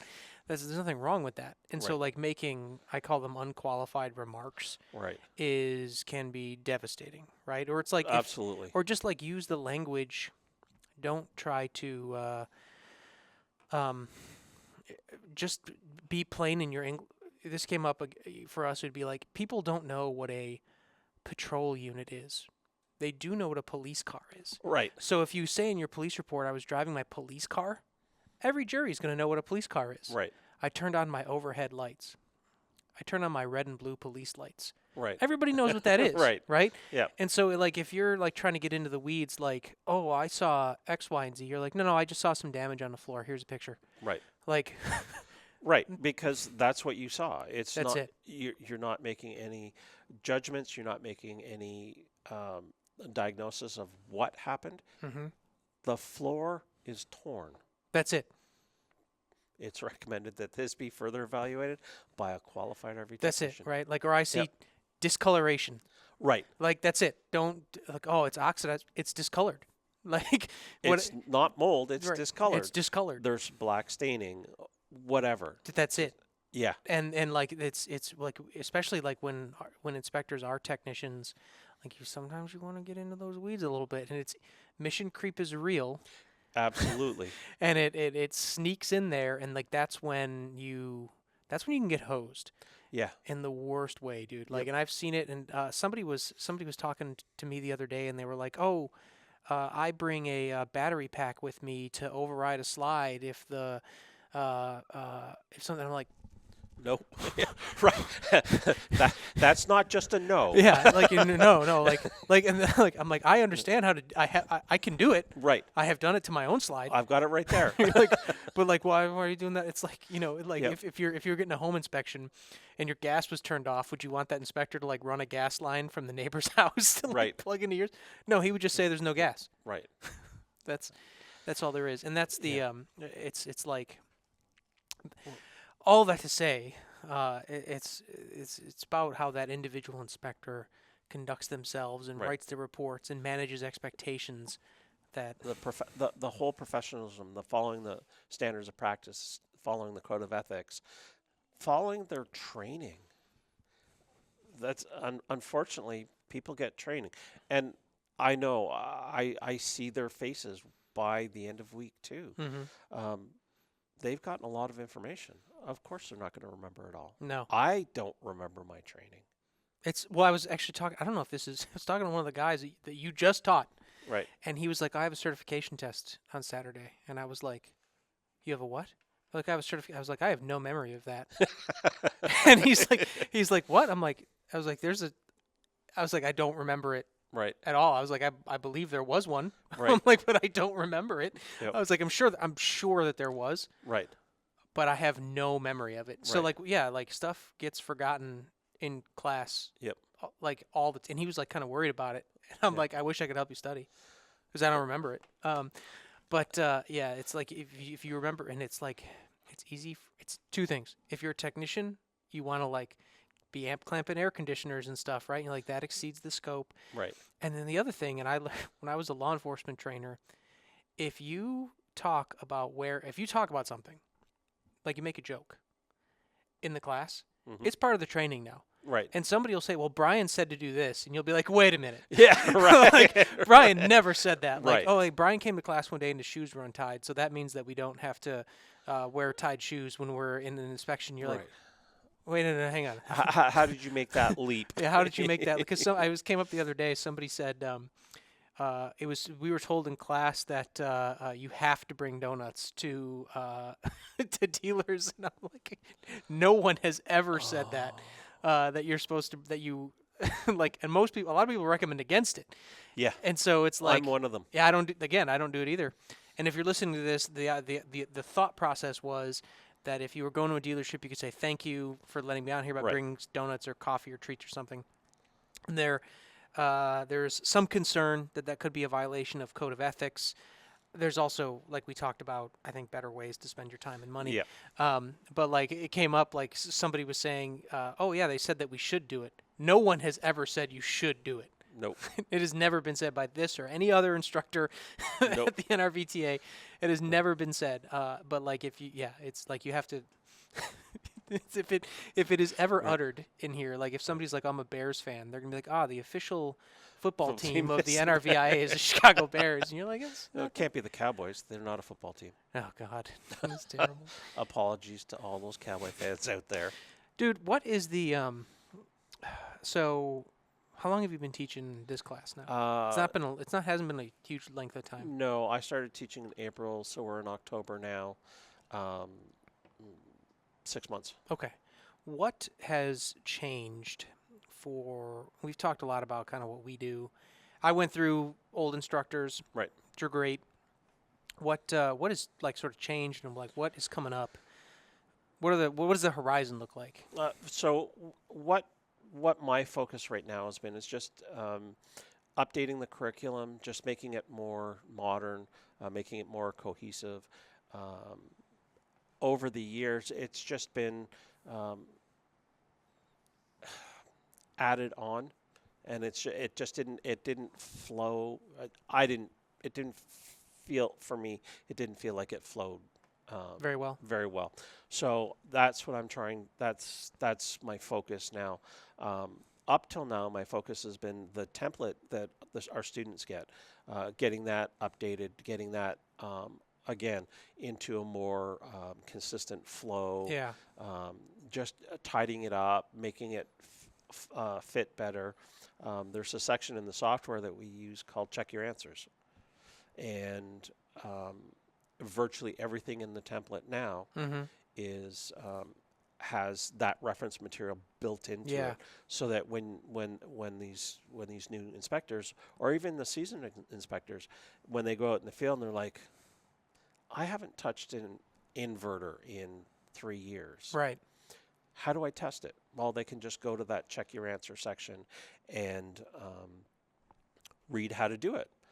So that has been my focus up to this point. And if there's actually any inspectors listening to this, I don't know when this is going to come out, but we're planning on releasing updated templates and updated walk sheets to all of the members of the association, so that they have the most recent stuff Yeah. that they can use. They don't have to use it, but it's there for them to refer to or update their templates that they use in the field. That's an important distinction. Like, you don't have to use it, Right. but you should reference it. Well, not even should. If your template works for you the way it works and you're happy with it, awesome. That is fantastic. Keep doing what you're doing. Right. If you are having struggles with the template, if you're having struggles with how your workflow is, look at the template. See if that makes more sense to you. Right. If it does, great. Use it. See if that helps you. If nothing else, you can see how somebody else does it. Right. The templates, I used to use my own template.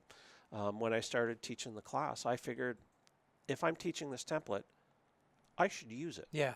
So I put aside the template that I spent years building and started using the template the students got in class. And that's when I found out that there was some deficiencies with it. I fixed those, and every time I use it, it gets a little bit better. Mm-hmm. Every time they use it and they go, well, this doesn't make sense. This is in the wrong spot. Like, Right. if we're losing. I think about it as steps. Yep. So, like, for me, it's like, all right, well, if I have to take extra steps just to walk from here to there, no, then we should reverse the order, Right. and I should do this first and then go out Right. and do that thing. Yep. So the way I look at this template that everybody's going to have access to soon, I'm hoping, it's a living, breathing document. It's a living, breathing thing that is more than just how I do it. The way I do it works great for me, Mm-hmm. but for you, it may not work Right. at all. I know we've got good friends that are inspectors in Florida. Mm-hmm. One of the things that they have done with their template is they've moved the roof section further from the front. Mm-hmm. So it's down, It's at the end. it's down later in the day. Yeah. Why? Well, have you ever gotten on a roof in Florida Right. at 8 o'clock in the morning? There's about 16 inches of dew on the roof. Exactly. And so they've moved it down the report. Right. I talked to them. I know exactly what you're talking about. I talked Right. to them about it. I'm like, in Texas, I do it first Right. because it's 100 degrees. Right. Like, Yep. As soon as I get there, I do the roof. Yep. But then, like, I was in Illinois, and I was like, I don't. Like, what's the rush to Right. get on the roof? Right. It's just Right. a different. Well, it's a different way of doing things. For me, what's why I want the roof done early is because it gives me places that I need to look. Mm-hmm. Yeah, because if you see something on the roof, you can then go to that corner. Right. Like, I see a gap in sealant, at this front corner. Right. I can now go into the closet that's underneath and take a. Or look I at can that. look on the sidewall, make sure that there's nothing happening on the sidewall, the windows, and then when I get inside, okay, that corner, yep, there's damage in there. Mm-hmm. Don't want to call it water damage because it could be somebody spilled a drink in there rather than come through the roof. That's for a technician to figure out. Right. Yeah. You sort that out. Right. So I know people are excited about the updated templates. I use kind of the one from inspectors in Florida. I got Right. their template, and then Right. I sort of like I had my own that I'd sort of developed, which was now I have a Frankenstein, and I'm Right. gonna Frankenstein in the one that you're making. Right. Like because I'll take something from it. Right. Like I don't know that I'd wholesale use it. Maybe I will.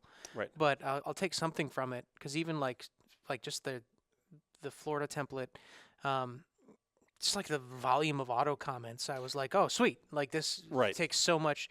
And if you're not an inspector and you're listening to this, this is very technical about Right. but like We're just geeking out. yeah, right we're now. geeking out right now. But like the template makes a good template can make it's like being tall in basketball. Like you Right. don't need it, but it helps. Yeah. And so like if you have really squared away software and you do this inspection, it's going to make your life easier because now what used to be a 9-hour inspection, maybe it's a 5-hour inspection Right. because the flow is better. Right. And like it has maybe prompts for like specific photos you want to add in there. Right. That'll make your report better. Since I upgraded our templates from my version to what I incorporated from theirs, I find I don't have as many follow-up questions Right. anymore, right? Yep. And that's saving me time as an Yep. inspector because like they're like, oh yeah, there's these extra pictures. Like the number of pictures I include now is much higher. Right. So that helps. That helps a lot. Yeah. What the is there? So you said like, hey, we're going to streamline this. Kind of the class, and is there any talk about like extending it or doing like a field training process or anything like that? I'm trying to find ways to actually incorporate more hands-on training in the class. I there's so much that we have to teach them Mm-hmm. up front before they can even inspect a rig. The way that it's structured right now is it's a 2-week class, and each week they have to do an inspection. Well, week 1, we've got to teach them how to do an inspection. We've got to teach them how to use the software. Right. We've got to teach them how to do fluid analysis, Code of ethics and all this. code of yeah. ethics, standards of practice, report quality standards. Well, that is the first 3 days. Mm-hmm. That is them sitting on their butts in front of their laptops, listening to me talk for 9.5 hours a day. Right. So they're just sitting there just getting bombarded with all this stuff. And then on Thursday we go, all right, now everything that you've just learned over the last 3 days, off you go. And so we're trying to not reduce the amount of stuff that we teach them, because we have to teach them all that before they tackle an inspection, but trying to find other ways so that they're not just sitting here. We actually go out to the motorhome that's beside us. I was going to ask if that is part of the class now. It's available for people to do inspections on during week 2. If we have a small enough group and we get through the material fast enough, we'd like to take them out there and kind of split them in 2 groups. One goes inside. They practice a time pressure drop test. They inspect the breaker panel box. Mm-hmm. While they're doing that inside, the other group is outside. This is how you inspect a sidewall. This Right. is what you're looking for. This is where you're looking. This is how you actually get up on the ladder and look at the sealant above the window. Right. Not just stand down from the ground and go, yeah, it looks good from way down here. Right. So we're trying to incorporate more of that in class. But you only get 2 weeks. And But I only get 2 weeks. yeah. And 4 of those days, 2 of those days are tied up with the full day inspection. Mm-hmm. The other 2 days are tied up with report writing. Mm-hmm. So that leaves me 6 days to teach them all the information. Right. So That's a lot of information to digest. Yep. That's why like when we first started, I just like called all my friends that had RVs, and Yep. I was like, "Can I just do some fake inspections Yep. on your RVs?" And then I broke Outdoorsy's terms and conditions, and I reached out to RV owners, and I was like, "Hey, this is what I'm doing. This is what I'm trying to do. Can I practice?" And I did a bunch of motorhomes, right, and I was like, "I'll give you the report, for free. right, Just let me come out here and do it." And I had a bunch of people say yes. They were like, "Yeah, absolutely. I get a free, maintenance inspection out of it. Yep. Sweet." And at Right. the time, you actually needed, some kind of inspection on Outdoorsy, but like, there's no. It's like you go to the class, you get this information, Right. but like I feel like there is it's on the new inspector to bridge the gap between course and I'm going to go live with my business. Right. You know, like I'm fine if some I would have to reason out how I'm going to do it. I don't know if I have to charge them or something else, but like come with me Right. on an inspection or part of it, or just like let's have lunch and we'll talk about it. Right. I'm happy to do that. But you have to get, I call it field training because that's what you call it when you're a cop, right? Right. Like you go to the academy and then we take you in a black and white police car for 3 months Right. and we teach you about how to really be a cop. Like Right. you learn about the law Right. in the academy and then you Yep. have your red gun and you do some scenarios and then you go out and you actually Right. arrest real life criminals Right. with a helper Right. for a while. And it's like, you know, the jump from academy to real life stuff is hard. Right. But yeah, it sounds like you're trying to like squirrel in some more hands-on time. Yeah. And that was my Absolutely. complaint was like I can't handle any more computer stuff. Right. I'm going crazy. Like I Right. just need to go touch some RVs. Right. Well, we're definitely trying to do that. And what I personally, for my business, what we're trying to do, and we're still working through the logistics and stuff, we're looking at actually setting up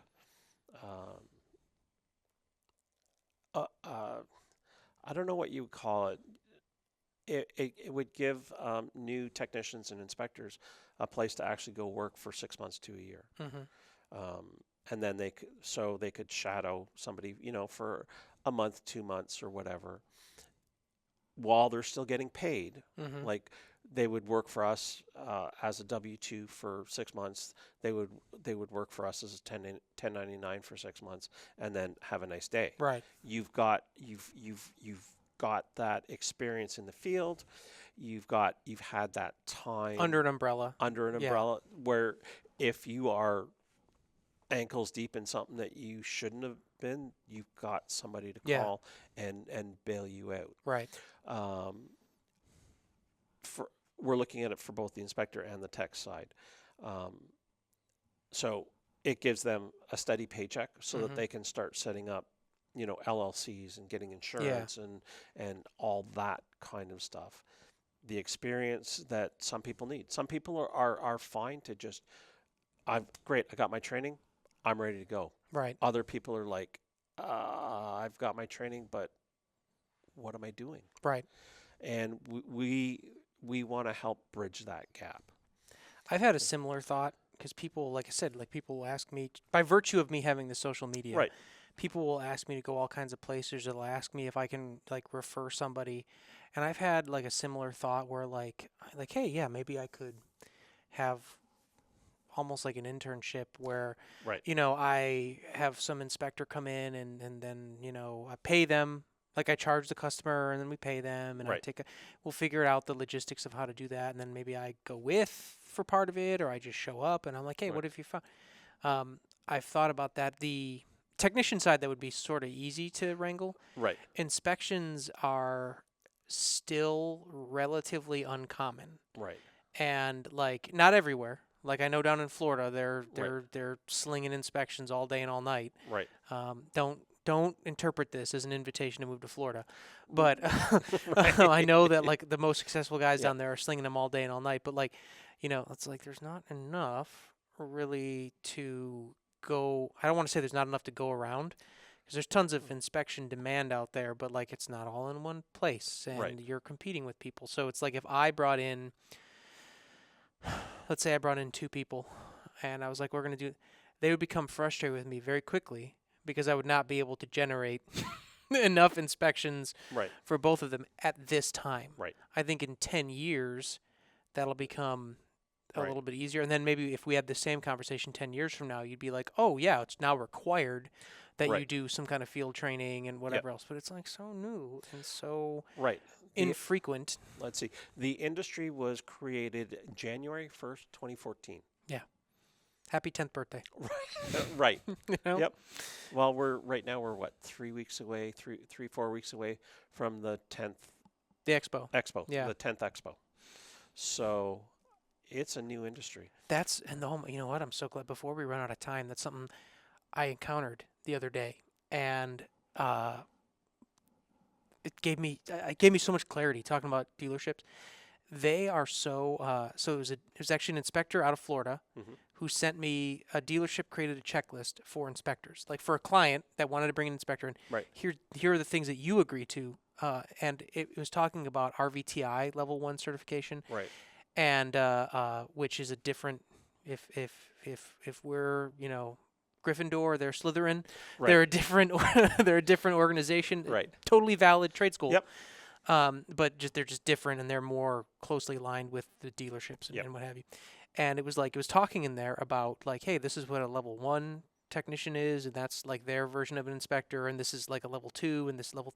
And I read it, I was like, they don't know NRVTA exists. Like the guy who wrote it, they don't understand that it's a different entity with a different training standard. Oh no, I'm sure they understand. Or I'm trying to assume positive intent. True. Fair. But like fair. the other side would be that they're saying no, we're barring the NRVTA guys, Right. and because like I read it and I was like, well, if you literally interpret this and they knew what they were saying, then no NRVIA inspector would be allowed on their dirt. Right. And that they're saying we want a dealer because in there it said like, oh, your inspector has to also be able to describe how to fix the thing, and they have to give us the report. And I was like, well, that violates everything about what it is Yep. that we do. So I'm like, Yep. either they're unaware of who we are and what we Right. do, or this is a conscious effort to discredit, because the client would have the inspector would have to say to the client, well, I'm not that, Right. I'm this, and you'd have to explain it. I'm assuming positive intent, Brian. Right. But I was like, okay, cool. And then even like in my own dealings, when I was at a dealership outside of Milwaukee.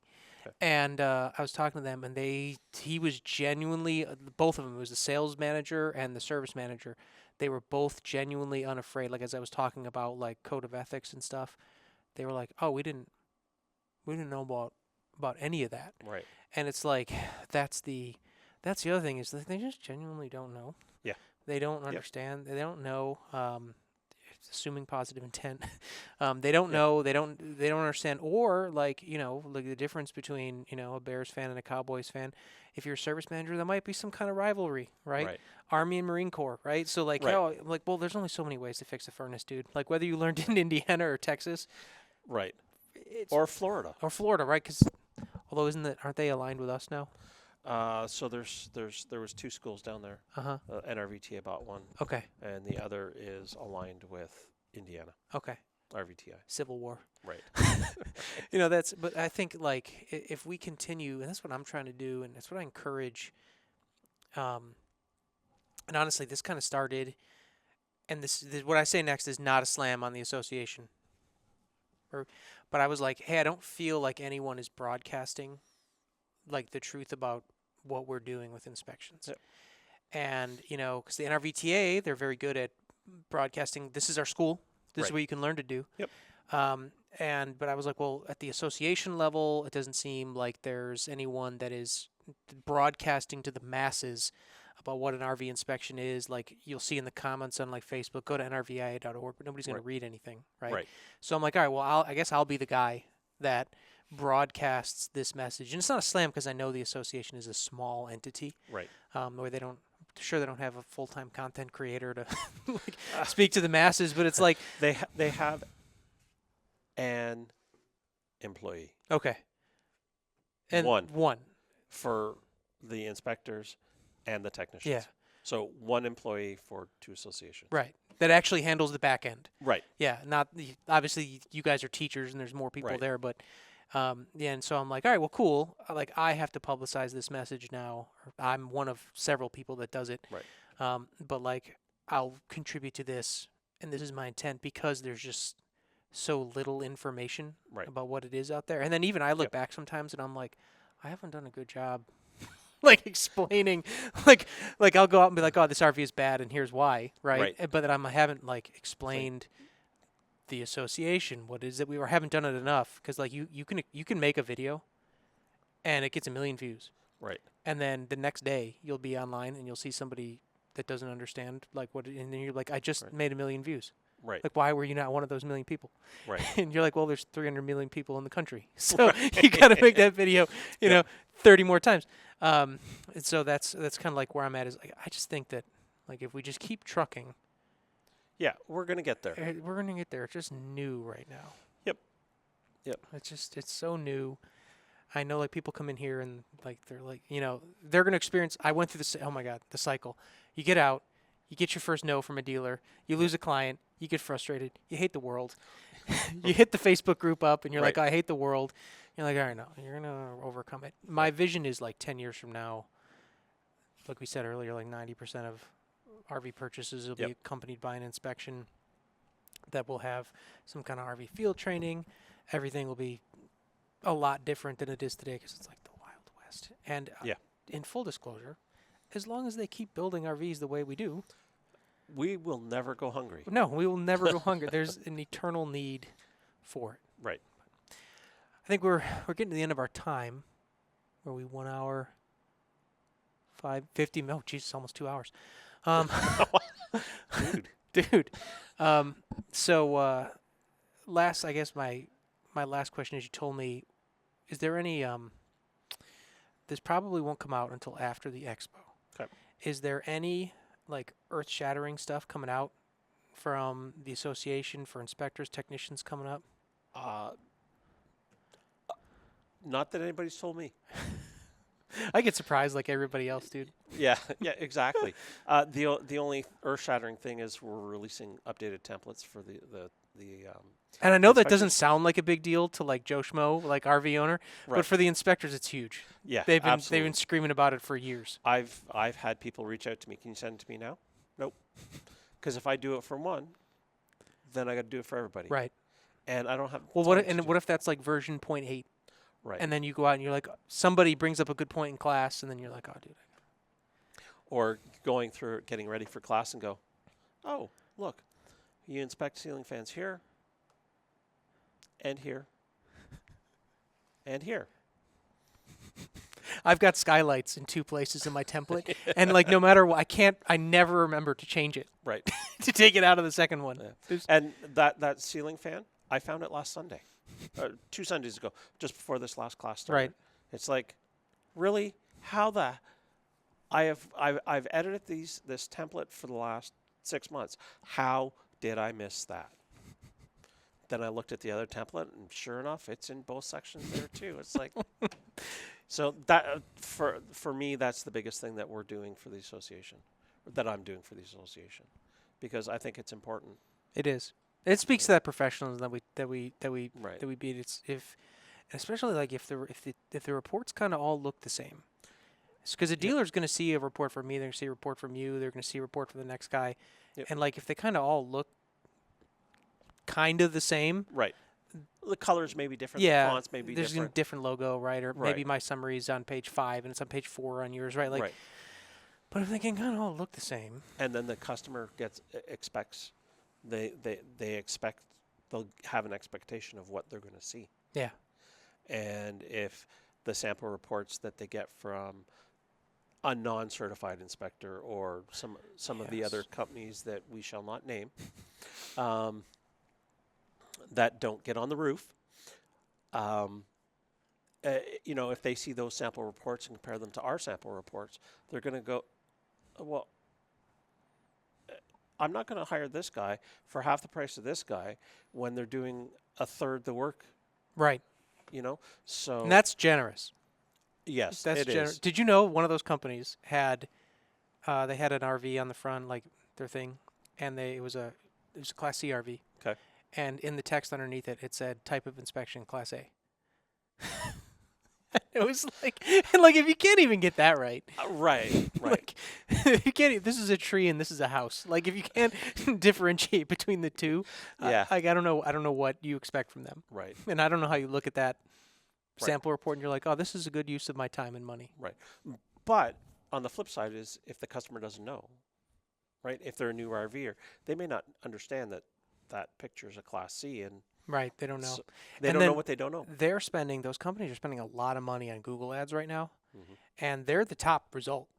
Like Right. I have found that like my Google ad spend is going up every month Right. to try and like stay high on the list. Right now I'm hiring an SEO person to try and get up there organically, but like Right.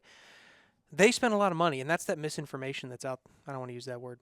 That's that poor information Right. that's out there right now, or Right. lack of it, and then we have to overcome. Yeah. and that's the we're gonna win this fight on the internet. Yep. By spreading the word, and it's like By being professional. by being professional. And this is one thing outside of my inspectors. If you get in the internet and there's a comment section and somebody's trashing inspectors, just leave it alone. Yeah. You're not gonna convince that guy. Nope. I've done it. I'm guilty. I'll admit that I'm guilty. You're not gonna win that fight, dude. No, because he may have a valid reason. Yeah. He may have gotten screwed by another inspector, It might be possible. whether it was one of ours or whether it was one of the other Yeah. companies. I had one where the guy was he was talking about the RV inspectors won't stand behind their work, and I was like, I don't know. It was like I couldn't assimilate that thought into my brain. Right. And I kept asking him, like, what do you mean, dude? Like, what are you talking about? And he kept saying, like, well, if the water heater wasn't working, the RV inspector wouldn't be held liable for it. I'm like, well, I would be able to prove the water heater was working because I would have photos. Right. So I don't have anything to stand behind because I know that the water heater would be working. Right. And then, like, I finally teased out that this guy didn't understand that. I kept trying to, like, draw the comparison to, like, a home inspector. Mm-hmm. But this guy, like, he kept teasing. He kept saying that, and finally I was oh, he doesn't understand that, like, he can't for some reason understand that, like, we take pictures of everything we do and there's documentation. Right. He's thinking about this like he's an RV technician doing a PDI, Right. and, like, I'm not able to communicate Check. with him. Right. I'm Check. not able to communicate with him on the internet. Right. I don't have, like, if he sat here, I Right. might be able to show him, but, like, in the comment section, all I did was show my behind. Right. Right, and probably not a good look for us. Right. So it's like I'm just gonna, even in the comments on Cozy Camper, I have to let. We have one video right now where I've been called a Karen like 700 times, like Nice. literally 700 times, and the podcast comes out before this. I'm reading the tweets to my wife, Right. and she's getting so mortified.